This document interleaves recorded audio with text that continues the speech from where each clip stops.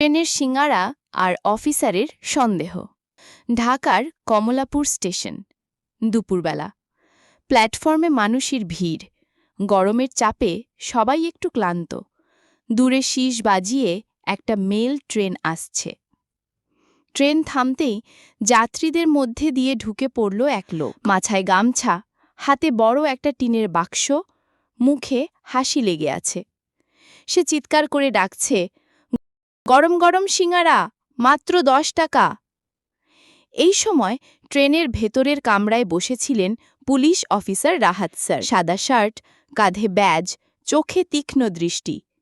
উনি এক মামলার তদন্তে যাচ্ছেন পাশের শহরে। সিঙ্গারা বিক্রেতা ধীরে ধীরে কামরায় ঢুকে এক একে সিঙ্গারা বিক্রি করছে। অফিসারের দিকে এগিয়ে এসে বলে, স্যার নেবেন, একদম গরম গরম। রাহাত স্যার একটু হাসলেন, কিন্তু কিছু বললেন না, কারণ উনি খবর পেয়েছেন এক কুখ্যাত অপরাধী আজ এই ট্রেনেই উঠেছে আর ছদ্মবেশে সিঙ্গারা বিক্রেতা সেজে ঘুরছে।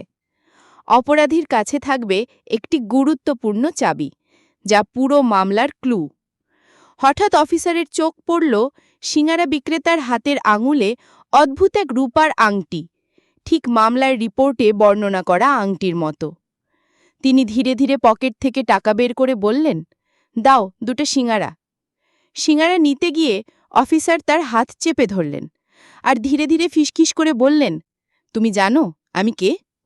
বিক্রেতা প্রথমে চমকে উঠল, তারপর হেসে বলল, স্যার ভুল করছেন, আমি কিন্তু আসল সিঙ্গারা বিক্রেতা। ঠিক তখনই পাশের সিট থেকে উঠে দাঁড়ালো এক যুবক, যার হাতে ছিল একটা কালো ব্যাগ। সে দৌড় দিয়ে কামরা থেকে নামতে গেল। অফিসার বুঝলেন আসল অপরাধী তো ওই ব্যাগওয়ালা। তিনি দৌড়ে গিয়ে তাকে ধরে ফেললেন।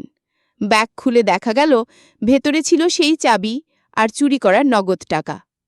রাহাত স্যার ফিরে এসে সিঙ্গারা বিক্রেতার দিকে তাকিয়ে হেসে বললেন, তোমার সিঙ্গারা না খেলে কিন্তু আজ বড় ভুল হয়ে যেত।